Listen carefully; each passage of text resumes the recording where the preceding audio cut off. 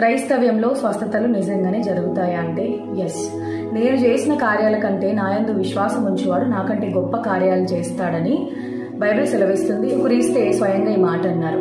ఆయన పొందిన గాయముల చేత అందరికీ స్వస్థత కలుగుతుంది. కానీ కొన్ని టర్మ్స్ అండ్ కండిషన్స్ ఉంటాయి. మొదటిది, నిజంగా స్వస్థత కోరుకునేవారు ప్రభు పట్ల విశ్వాసం కలిగి ఉండాలి. రెండవది, స్వస్థత అనేది యేసు నామంలో మాత్రమే జరుగుతుంది.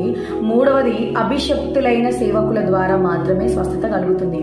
త్రూ ద అనాయింటెడ్ వెజల్స్, అర్హమైన పాత్రలు లేకపోతే దేవుడు స్వతహాగా మూవ్ అవ్వలేడు. ఈ సేవకుల దగ్గరికి వెళ్ళినప్పుడు వాళ్ళని కూడా మనం నమ్మాలి. వీళ్ళతో ఏమవుద్ది అని అనుకుంటే కూడా మనకు కార్యం జరగదు. ఈ 3 విధాలుగా స్వస్థత కలుగుతుంది. ఇంకొంతమందికి స్వస్థత జరిగిన తర్వాత కొన్ని రోజులకు మళ్ళీ ఆ నొప్పి లేదా ఆ సమస్య మళ్ళీ రిపీట్ అవుతూ ఉంటుంది. అప్పుడు దేవుడు ఇంతకాలమే పనిచేశాడు అనే ఒక నిష్ఠూర్పు వస్తూ ఉంటుంది. కానీ దానికి కారణం ఏంటి అంటే మన పాపము. ఇంకొంతమందికి విడుదల కలగకుండా ఉంటారు. 1 పాపము, 2 గర్వము. పాపము వల్ల స్వస్థత కలగదు, గర్వము వల్ల కూడా స్వస్థత కలగదు, అల్ప విశ్వాసం వల్ల కూడా స్వస్థత జరగదు. విశ్వాసం ఉండాలి, యేసు నామంలోనే జరుగుతుందని నమ్మాలి. దాంతో పాటుగా అభిషేక్తులైన సేవకులు అర్హమైన పాత్రలు కావాలి. ఈ కండిషన్స్ తో ఖచ్చితంగా ఎటువంటి వ్యాధులైనా ఎటువంటి రోగములైనా దేవుడు స్వస్థపరచుటకు కార్యం చేయుటకు